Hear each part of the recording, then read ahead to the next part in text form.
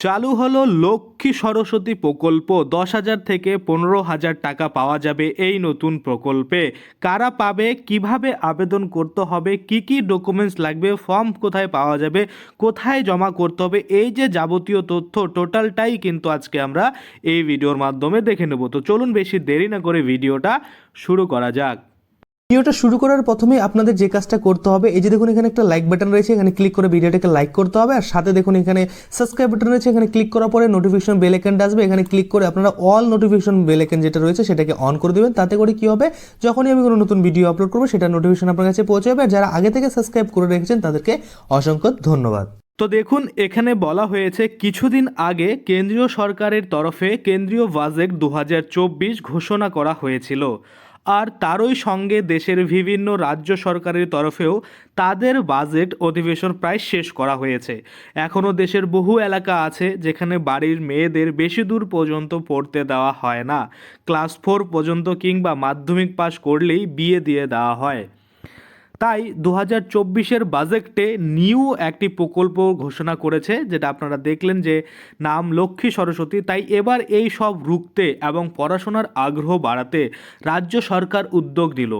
প্রত্যেক পড়ুয়াদের দেওয়া হবে মোটা অঙ্কের টাকা। বাজেটে পেশ করে এমনটা জানালেন অর্থমন্ত্রী।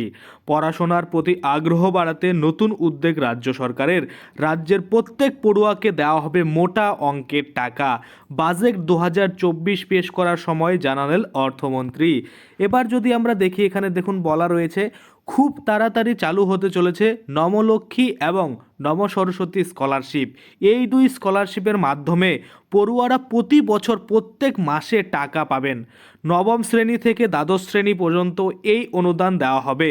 তবে এই সুবিধা কেবল সরকারি স্কুল অথবা সরকারি অনুদানপ্রাপ্ত স্কুলগুলোতে পড়লেই মিলবে। এই প্রকল্পের মূল লক্ষ্য হলো তালিকাভুক্তি বৃদ্ধি করা এবং স্কুল ছুট পড়ুয়াদের সংখ্যা কমানো। দেখুন তারপরে কি বলছে, এই দুই স্কলারশিপের জন্য বরাদ্দ করা হয়েছে 1250 কোটি টাকা। কারা পাবে এই সুবিধা, কিভাবে আবেদন করতে হবে, কিভাবে তা জেনে নিন বিস্তারিত। আমাদের দেশের স্বাধীনতার পর থেকে এখনও পর্যন্ত সকল পড়ুয়াদের জন্য নানা ধরনের প্রকল্প বা স্কলারশিপ নিয়ে এসেছে। সেই সকল কিছুর মধ্যে এইটি একটা নতুন সংযোগ। তো দেখুন এখানে আপনি দেখতে পাচ্ছেন, এখন আমরা দেখব নমলক্ষ্মী নম সরস্বতী স্কলারশিপের ডিটেলসে কি বলা হয়েছে। নবম থেকে দশম শ্রেণীর পড়ুয়ারা প্রতি মাসে পাবেন 500 টাকা করে। মাধ্যমিক পাশ করার পরই প্রত্যেক পড়ুয়াদের অ্যাকাউন্টে ঢুকে যাবে 50% টাকা।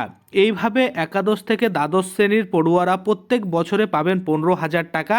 দ্বাদশ শ্রেণীর পরীক্ষায় পাশ করলেই ঢুকে যাবে টাকা।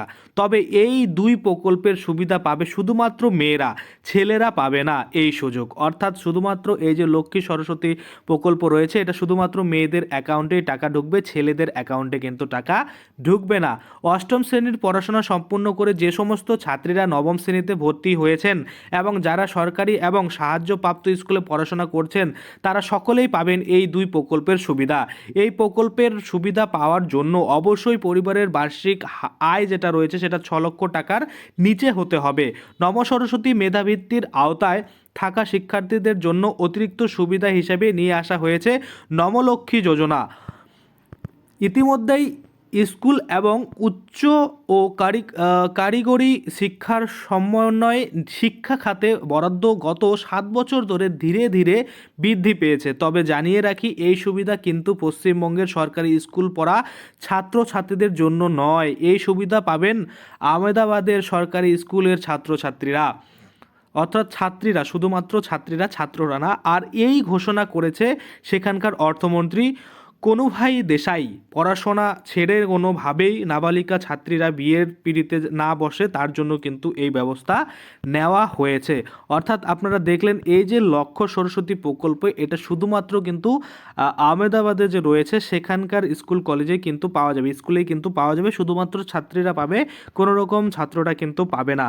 আর রাজ্য সরকারের তরফে এই ঘোষণা কিন্তু করা হয়েছে। তো এটা যদি কোনোদিন আমাদের এই পশ্চিমবঙ্গে লাগু হয়, সেক্ষেত্রে কিন্তু আমি আপনাদের জানাবো। অর্থাৎ আমাদের যদি ওয়েস্ট বেঙ্গলে এরকম কোনো প্রকল্প চালু করা হয় সেক্ষেত্রে কিন্তু আমি আপনাদের ভিডিও বানিয়ে জানান দেবো। আপাতত কিন্তু এটা আহমেদাবাদের জন্য করা হয়েছে, শুধুমাত্র সেখানকার যে মানে পড়ুয়ারা রয়েছে সেখানকার পড়ুয়ার অর্থাৎ মেয়েরাই শুধুমাত্র পাবে, কোনো রকম ছেলেরা কিন্তু পাবে না। আশা করি আপনারা বুঝতে পারছেন। আজকের জন্য ভিডিওটা এখানেই শেষ করব। যদি ভিডিওটা ভালো লাগে অবশ্যই একটা লাইক করে দেবেন। যদি আমার চ্যানেলে প্রথমবার ভিজিট করে থাকেন নিচে একটা রেড কালার সাবস্ক্রাইব বাটন দেখবেন, ওখানে ক্লিক করে সাবস্ক্রাইব করতে পারেন।